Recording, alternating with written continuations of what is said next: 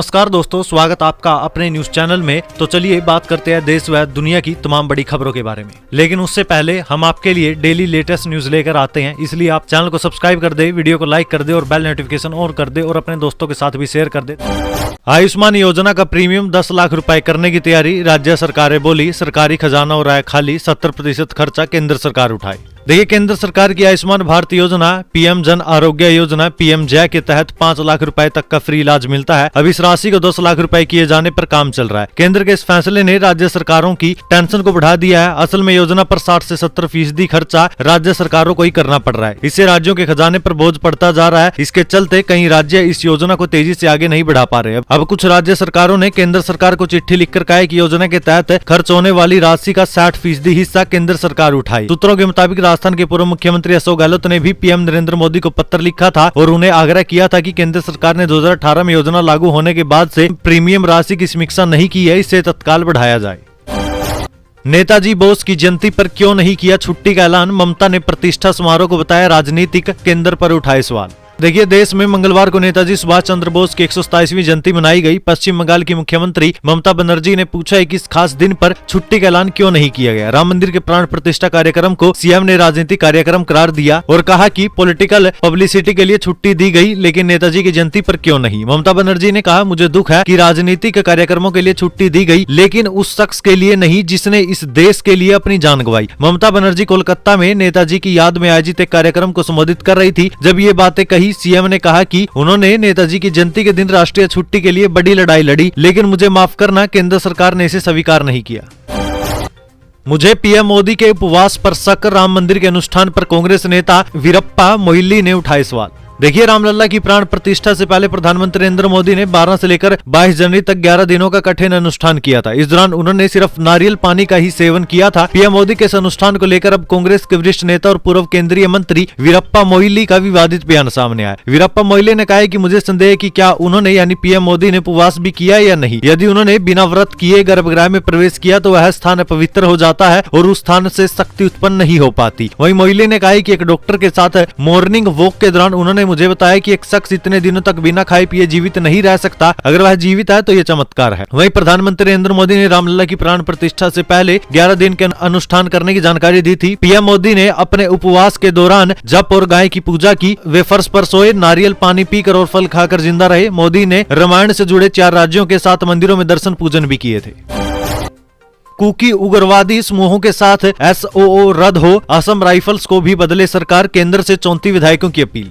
देखिए, मणिपुर के विधायकों ने केंद्र सरकार से कहा है कि असम राइफल्स के बदले कोई और टुकड़ी तैनात की जाए। इन 34 विधायकों ने केंद्र से कुकी उग्रवादी समूहों के साथ जारी सस्पेंशन ऑफ ऑपरेशंस यानी कि एसओओ को भी रद्द करने की अपील की है। विधायकों का दावा है कि कई क्षेत्रों में असम राइफल्स ने जरूरत के मुताबिक कार्रवाई नहीं की। निहत्थे नागरिकों और किसानों पर उग्रवादियों के हमले के बावजूद सुरक्षा बलों ने कार्रवाई नहीं की। विधायकों ने कहा है कि एसओओ तत्काल रद्द किया जाना चाहिए। उन्होंने कहा कि 29 फरवरी 2024 को खत्म हो रही समय सीमा को आगे नहीं बढ़ाया जाना चाहिए। विधायकों का आरोप है कि एसओओ समझौते के तहत केंद्रीय बलों से कुकी उग्रवादियों को मिलने वाली छूट उग्रवादी समूहों की तरफ से जारी हिंसा का प्रमुख कारण है। रामलला की प्राण प्रतिष्ठा शोभा यात्रा पर पथराव करने वालों के घर पर चला बुलडोजर, शिंदे सरकार की कार्रवाई। देखिए, महाराष्ट्र के मीरा रोड के नया नगर इलाके में बुलडोजर से अवैध ढांचे को ध्वस्त कर दिया गया है और अतिक्रमण को हटाया गया। इसी इलाके में राम मंदिर में प्राण प्रतिष्ठा से पहले सनातन धर्म यात्रा पर पथराव की घटना भी सामने आई थी। राज्य सरकार ने मंगलवार को यह जानकारी दी थी। घटना 21 जनवरी की रात को हुई थी। मुंबई से सटे भाईंदर इलाके में सनातन धर्म यात्रा निकल रही थी। इसी दौरान कुछ अराजक तत्वों ने बड़ा बवाल खड़ा कर दिया था। उन्होंने यात्रा पर लाठी डंडों पत्थरों से हमला कर दिया था। इसके अलावा धार्मिक ध्वजों को भी फाड़ा गया था और गाड़ियों में तोड़फोड़ की गई थी। तनाव को बढ़ता देख पुलिस ने मौके पर पहुंचकर मामले को शांत किया था। सनातन यात्रा निकाल रहे लोगों का कहना था कि वे शांतिपूर्वक यात्रा निकाल रहे थे। मीरा रोड पर अचानक कुछ हमलावरों ने यात्रा पर हमला कर दिया। इस दौरान हमलावरों ने यात्रा में मौजूद कारों पर हमला किया। घटना से जुड़े कई वीडियो भी सोशल मीडिया पर वायरल हो रही हैं, जिनमें हमलावरों को यात्रा में शामिल महिलाओं के साथ भी मारपीट करते देखा गया। गर्भगृह में इन सोने चांदी से बने खिलौनों से खेलेंगे 5 साल के रामलला, हर दिन पहनेंगे विशेष पोशाक। देखिए, अयोध्या में राम मंदिर की भव्य प्राण प्रतिष्ठा का कार्यक्रम संपन्न हो गया। रामलला को भी विशेष तौर पर सजाया गया। रामलला को जिन आभूषणों और वस्त्रों से सजाया गया, उनका निर्माण अध्यात्म रामायण, वाल्मीकि रामायण, श्री रामचरितमानस और आलवंदार स्तोत्र में वर्णित राम की शोभा के अनुसार हुआ है। 22 जनवरी के दिन श्री राम पीताम्बर की धोती और लाल रंग का पट्टा या अंग वस्त्र वाराणसी से आया था। इन पर सोने व जरी व तारों से वैष्णव मंगल चिन्ह, शंख, पदक, चक्कर और मयूर अंकित थे। मंदिर के पुजारियों का कहना है कि 1949 में प्रकट हुए श्री रामलला के वस्त्रों का रंग दिन के अनुसार रहा। ये परंपरा नए मंदिर में जारी रहेगी। रामलला सोमवार को सामान्य दिनों में सफेद वस्त्र धारण करते हैं, लेकिन विशेष अवसर पर पीले वस्त्र धारण करेंगे। वहीं भगवान राम मंगलवार को लाल, बुधवार को हरा, गुरुवार को पीला, शुक्रवार को हल्का पीला या क्रीम कलर, शनिवार को नीला और रविवार को गुलाबी रंग के वस्त्र पहनेंगे। इसके अलावा प्रभु राम के खेलने के लिए खिलौने भी मंदिर में रखे गए हैं। मंदिर में रामलला यहाँ 5 साल के बालक के रूप में विराजमान है, इसलिए उनके खेलने के लिए चांदी का झुंझुना, हाथी, घोड़े, ऊंट, लट्टू और खिलौना गाड़ी भी गर्भगृह में उनके पास रखी गई है। जनता देख रही है, मुझे मंदिर में जाने से रोका जा रहा है। प्रेस कॉन्फ्रेंस में सरकार पर बरसे राहुल गांधी।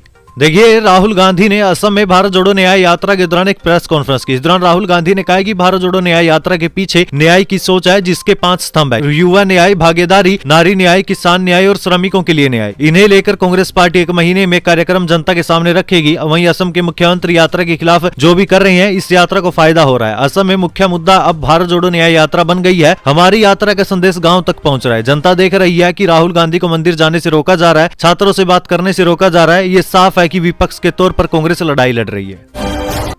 कानून के हाथ बहुत लंबे होते हैं। कांग्रेस पर हमलावर सीएम हिमंत बिस्वा शर्मा। एफआईआर पर राहुल गांधी ने कहा, हमें तो फायदा हो रहा है। देखिए, असम के मुख्यमंत्री हिमंत बिस्वा शर्मा और कांग्रेस के पूर्व अध्यक्ष राहुल गांधी के बीच जुबानी जंग आज भी जारी है। दोनों नेताओं में वार पलटवार भारत जोड़ो न्याय यात्रा के असम में प्रवेश के दौरान ही शुरू हो गया था। यात्रा के खिलाफ 18 जनवरी को सबसे पहले एफआईआर दर्ज की गई थी। वहीं राहुल गांधी ने असम में प्रवेश करते ही कहा था कि राज्य का मुख्यमंत्री हिंदुस्तान का सबसे भ्रष्ट सीएम है। वहीं मंगलवार को भारत जोड़ो न्याय यात्रा को गुवाहाटी में प्रवेश करने से रोक दिया गया। इसके बाद कांग्रेस कार्यकर्ताओं ने विरोध प्रदर्शन किया और बैरिकेड तोड़ दिए। इससे लेकर हिमंत बिस्वा शर्मा ने कहा कि मैंने डीजीपी को मुकदमा दर्ज कराने के निर्देश दे दिए हैं। वहीं राहुल गांधी ने पार्टी समर्थकों को संबोधित करते हुए कहा, हमने बैरिकेड तोड़े लेकिन कानून नहीं तोड़ेंगे। राहुल गांधी ने कहा कि बीजेपी के अध्यक्ष जेपी नड्डा ने भी यही रास्ता चुना था। मुझे यात्रा करने की अनुमति नहीं दी गई। विश्वविद्यालय में मेरा कार्यक्रम रद्द कर दिया गया, लेकिन विद्यार्थियों ने मुझे विश्वविद्यालय के बाहर सुना। राहुल गांधी ने कहा कि कांग्रेस कार्यकर्ता किसी से नहीं डरते। हम जल्दी ही असम में बीजेपी को हराएंगे और कांग्रेस की सरकार बनाएंगे।